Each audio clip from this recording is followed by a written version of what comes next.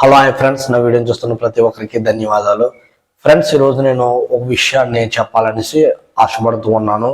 ఏంటంటే, మనకి ప్రపంచంలో జరుగుతున్న విపత్తు, బైబిల్ యొక్క ప్రవచనాల నెరవేర్పు అనేసి నేను చెప్పాలనుకుంటూ ఉన్నాను. చాలా విపత్తులు, చాలా గొడవలు చాలా జరుగుతూ ఉన్నాయి. అయితే దాంట్లో కూడా ప్రాముఖ్యమైనది ఒకటి ఈరోజు మీకు తెలియపరచాలనేసి, చాలా మందికి తెలుసు, కొంతమందికి తెలియదు. కాబట్టి ఈ యొక్క వివరణ ఇవ్వాలనేసి నేను అనుకుంటూ ఉన్నాను అనమాట. మీరు ప్రకటన గ్రంథము, బైబిల్ ప్రవచనాలు నెరవేరుతాయే కావా అని చెప్పి చాలా మంది హిందువులు నమ్మరు, ముస్లిమ్స్ నమ్మరు. కానీ ఒకసారి మీరు బైబిల్ని చదివి కరెక్ట్గా మీరు అర్థం చేసుకుంటే బైబిల్ నిజమనేసి చాలా మందికి అర్థమవుతుంది అన్నమాట. అయితే బైబిల్లో చెప్తున్న ప్రవచనాలు ఏంటి? ఆ ప్రవచనం ఏంటంటే, బైబిల్లో ప్రకటన గ్రంథము 16వ అధ్యాయంలో యూఫ్రటీస్ నది ఎండిపోతుందనేసి దేవుని వాక్యం సెలవిస్తూ ఉన్నది. యూఫ్రటీస్ నది కోసం బైబిల్లో చాలా వాక్యాలు ఉన్నాయి. ఆ వాక్యాలన్నీ కూడా ప్రవచనంలో నెరవేర్పు అవి జరుగుతూ ఉన్నాయి. ఇప్పుడు ప్రస్తుత కాలం మనం చూస్తే ఏంటి, యూఫ్రటీస్ నది ఎందుకు ఎండిపోయింది అని ఆలోచిస్తే, ఇది బైబిల్ ప్రవచనం. దేవుడు ముందుగానే తెలియపరిచాడు యూఫ్రటీస్ నది ఎండిపోతుంది అని చెప్పి. ఇప్పుడు ప్రస్తుత కాలం మీరు చెక్ చేసుకొని కావాలితే గూగుల్లోకి వెళ్ళి చెక్ చేసుకుంటారు, లేకపోతే అక్కడికి వెళ్ళి చెక్ చేసుకుంటారు. మీరు చెక్ చేసుకోండి. యూఫ్రటీస్ నది దగ్గర బోల్డ్ నీరు ఉండేది. అలాంటిది ఇప్పుడు నీరు ఎందుకు ఎండిపోతుంది అని మనం ఆలోచిస్తే దానికి కారణము ఏంటో తెలుసా? ఈ యొక్క దేవుని రాకడ సూచన. దేవుని రాకడకు ముందు ఈ విపత్తులన్నీ జరుగుతాయి.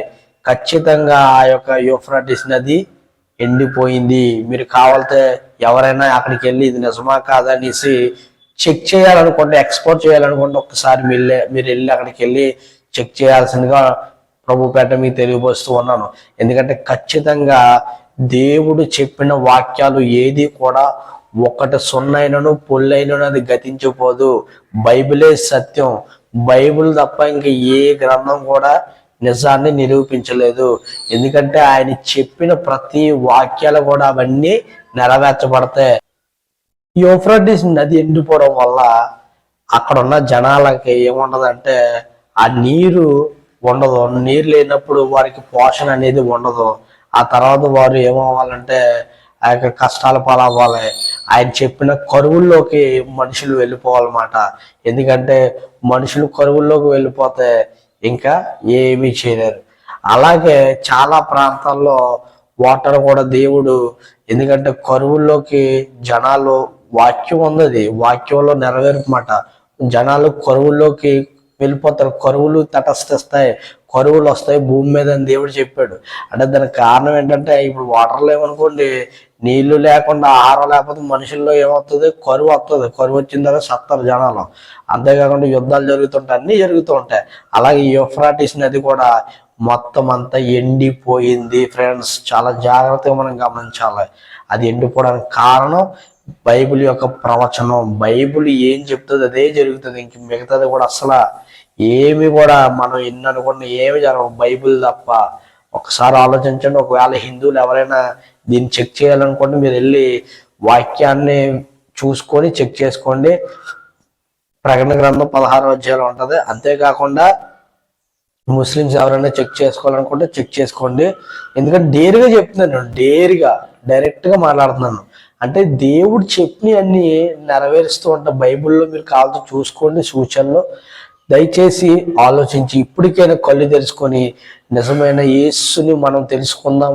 నిజమైన దేవుడు యేసుక్రీస్తుని మనం గుర్తెరిగి ఆయన తెలుసుకుంటే చాలా మంచిది. ఒకవేళ మీరు హిందువులు ఈ వీడియోని చూస్తే, ఒకవేళ ఈ వీడియో మీరు ముస్లిమ్స్ కానీ చూస్తే, ఖచ్చితంగా యేసుక్రీస్తుని తెలుసుకోండి. ఎందుకంటే ఆయనే నిజమైన దేవుడు. ఎలాగంటే ఆయన చెప్పిన వాక్యాలన్నీ కూడా భూమి మీద నెరవేర్చబడుతూ ఉన్నాయి.